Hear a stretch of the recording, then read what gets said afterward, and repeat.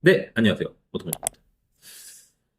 제목에서 보시다시피, 제 성격이 좀 인프피이긴 해요. 인프피인 성격 분들이 바이크를 입문하기가 되게 어려울 것 같아요. 주변에 만약에 이제 바이크 타는 사람이 없다고 가정했을 때 입문하기가 쉽지 않다고 생각을 합니다. 그리고 최근에 이제 가을이 왔잖아요.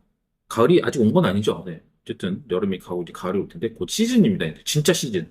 이제 한 11월까지, 10월까지는 이제 재미나게 탈 수가 있는 시즌이 왔는데, 인프피 저 같은 성향을 가지신 분들이 이제 입문을 하는 게 어려우니까 제가 이제 그거에 대해서 한번 얘기를 해볼까 합니다. 그게 뭐 정답은 아니에요. 제가 말하는 게 정답은 아니고 제가 이제 바이크를 오래 타보고 뭐 샵도 해보고 뭐 이렇게 유튜브 하면서 여러 가지 질문도 받아보고 한 종합적인 뭐 결과물이라고 할 수 있습니다. 이게 정답은 아니고 제가 이제 제 생각으로 이제 도출해낸 건데 뭐부터 시작해야 될까요? 일단은 면허를 있다고 가정해 봅시다. 일단 자동차 면허가 있겠고 원동기 면허가 있고 있을 텐데 보통 초보자분들은 일단은 원동기 면허도 없어요. 일단은 없고 일단 자동차 면허를 갖고 뭔가 좀 시작을 해볼까 많이들 하시더라고요. 근데 이제 보통 요즘에 스틱 면허가 없고 자동 면허로 따시다 보니까 오토바이 탈 수 있는 게 되게 한정적이에요. 뭐 스쿠터밖에 없죠. 매뉴얼 바이크는 일단 다 못 탄다고 보시면 되고요. 그렇기 때문에 되게 한정적입니다. 내가 타고 싶은 뭐 클래식한 오토바이나 스포츠 바이크나 이런 걸 다 못 탄단 말이에요. 원동기 면허를 따야 되는데 근데 또 나를 알려줄 사람이 없어. 또 남의 거 타다가 또 넘어뜨리면 또 문제가 좀 있을 수가 있으니까 사이가 나빠지거나 안 좋을 수도 있잖아요. 그래서 이제 여러 가지 생각을 해봤는데 제가 그냥 딱 제 생각입니다. 이게 뭐 답은 아니에요. 저라면 저는 슈퍼커브를 사겠습니다. 근데 이제 슈퍼커브도 이제 제가 알지 못하지 않을 거 아니에요. 뭐 제가 이제 슈퍼커브 사라고 했지만 그러면 중고를 좀 사봐야 되나 이러는데 제가 초보니까 중고를 사서 연습할까 이런 생각들을 많이 하실 거예요. 근데 이제 똑같이 또 이 아이인 성격들은 또 그러지도 못해요. 그러면 이제 제가 이제 결론이 아니라 그냥 딱 얘기하면 그냥 슈퍼커브 신차를 사세요. 예. 이게 지금 24년 현재 신차가가 275만 원일 거예요. 275만 원에 뭐 헬멧이나 보험 들고 뭐 이것저것 하면 나이에 좀 틀리겠지만 이제 뭐 전연령 20세 이상, 25세 이상, 30세 이상 뭐 이렇게 보험이 있을 거예요. 최소 한 25세 이상 정도 되시는 분들이 본다고 할게요. 그 밑에 이제 좀 이제 젊은 층들은 솔직히 말해서 돈이 너무 많이 들어가요. 뭐 그만큼 모은다면 또 상관은 없어요.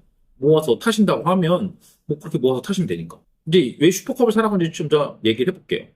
슈퍼커브가 신차 가격이 275만 원이에요. 뭐 옵션 같은 거 하지 않으셔도 돼. 뭐, 그 샀을 때 그 판매처에서 뭐를 뭐 달아준다고 뭐를 그냥 무료로 달아준다고 하면 그냥 다시고 일단은 옵션은 달지 마세요.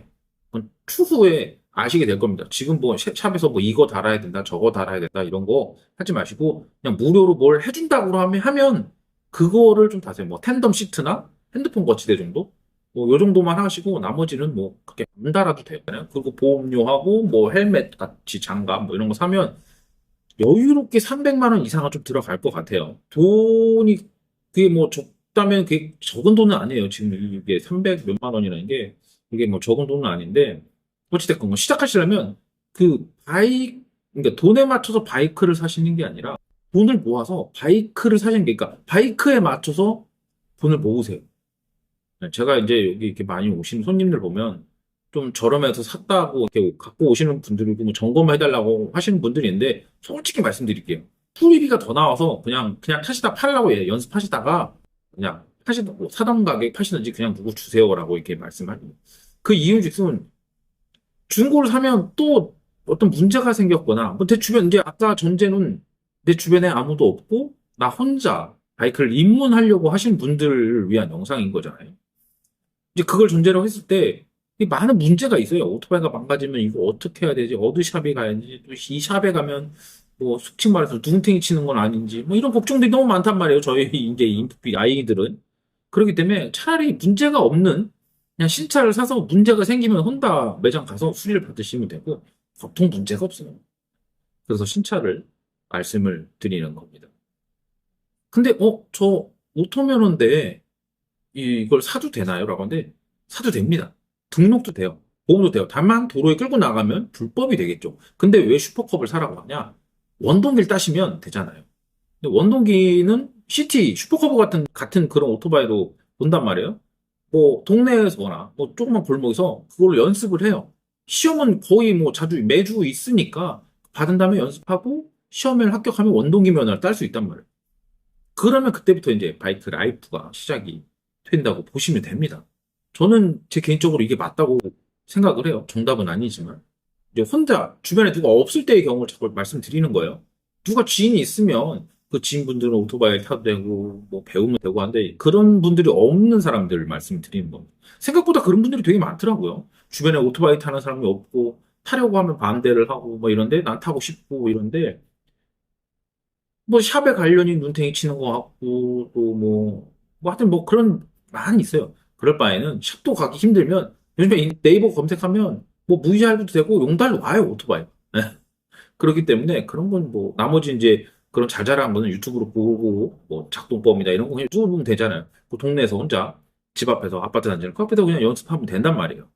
네, 그렇게 시작하면 되는 거. 그러다 보면 이제 원동기를 따고 집에서 연습을 하다 보면 충분히 탈 수 있는 거예요. 제가 여태껏 슈퍼커브를 판매를 해보면서 제가 뭐 한 2, 300대 판 것 같아요. 그걸 보면서 느낀 거는 자전거 정도 탈 줄 아시는 분들이라면 슈퍼커브는 다들 탄다. 제가 생각할 땐 다들 탄다라고 생각을 합니다. 자, 다시 한번 설명해 볼게요. 내가 이제 오토바이 타는 게 걱정이 된다. 면허가 없다. 오토 면허다. 그러면 슈퍼컵을 신차를 사고 그걸로 연습을 해서 원동기를 따고 이제 바이크 라이프를 시작하다가 이게 나한테 맞다라고 하면 기어 있는 매뉴얼을 바꾸시면 됩니다. 이종소형도 따고 뭐 이러시면 돼요. 무슨 말인지 아시겠죠? 네.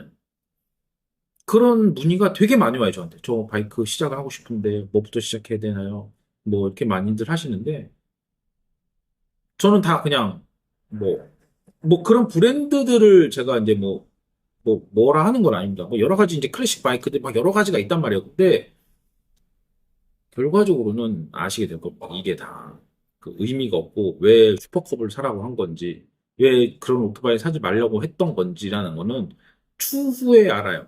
그리고 왜 또 슈퍼커브냐? 내가 기변할 때 슈퍼커브가 좋습니다. 근데 영상 보시는 분들 기존에 타시는 분들도 아실 거예요. 슈퍼커브가 그나마 이 기변할 때 이 판매 금액이나 뭐 어떤 그 여러 가지 봤을 때 굉장히 좋아요. 그게. 그렇기 때문에 슈퍼커브를 추천드리는 겁니다. 제가 뭐 저한테 사라는 말씀도 저 슈퍼커브도 없어요. 인터넷으로 사시면 됩니다. 매장 가시는 게 힘들다고 말씀드리면 아이인 경우는 매장도 힘들어요. 들어가는 게. 뭐 물어보기도 힘들고. 그러니 맨날 저한테 톡으로 문의하고 문자로 문의하고 방문하겠다고 그러고 안 오고 이러면서 고민하고 이러신 분들이 제 경험상 되게 많은 것 같아요. 그러니까 제가 이제 그분들을 위해서 딱 잘라 말씀드리는 겁니다. 슈퍼커브 살 돈을 모은다. 슈퍼커브를 혼다나 뭐 일본 어떤 신차를 산다. 그 다음에 뭐 연습을 한다. 원동기를 딴다. 그 다음 이제 연습을 하고 하시면 됩니다. 차완 운전을 하셨을 거 아니에요. 자전거를 타시거나 그러면 뭐 충분히 타실 거라고 봅니다. 그 다음 영상은 슈퍼컵을 제가 샀어요라고 누가 댓글 달아주시면 제가 그 다음부터 이제 또 알려드릴게요. 알겠죠? 정답은 아닙니다. 저의 의견을 말씀드리는 거죠. 저한테 누군가가 초보자가 저한테 그렇게 물어본다면 저는 이렇게 생각할 겁니다. 아, 저 슈퍼커브 안 타고 나중에 슈퍼커브 타고 말씀하세요. 그거 먼저 타보고 아, 그리고 뭐 지금 이렇게 보시면 이쪽 이렇게 지금 요거 그 다음에 요 할리 또 이렇게 해볼게요. 요거 할리 저거 할리 갖고 계신 분들 지금 오토바이 여기다 맡겼거든요. 슈퍼커브가 있습니다.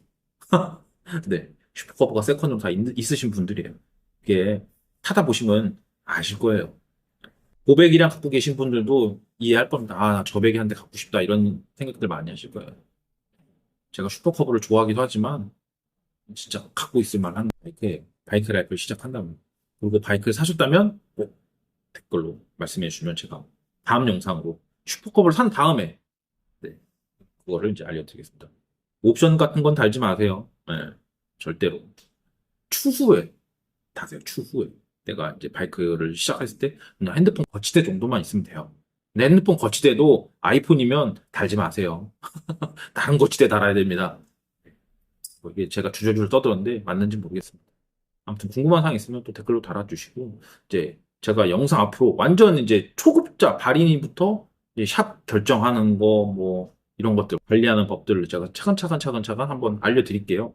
이제 댓글은 저에게 큰 힘이 되니까 댓글 달아주시고요. 이제 댓글에 맞춰서 단 한 분이라도 그렇게 시작하시는 분들이 있다고 하면 제가 그분을 위해서라도 영상을 만들어서 올리도록 하겠습니다.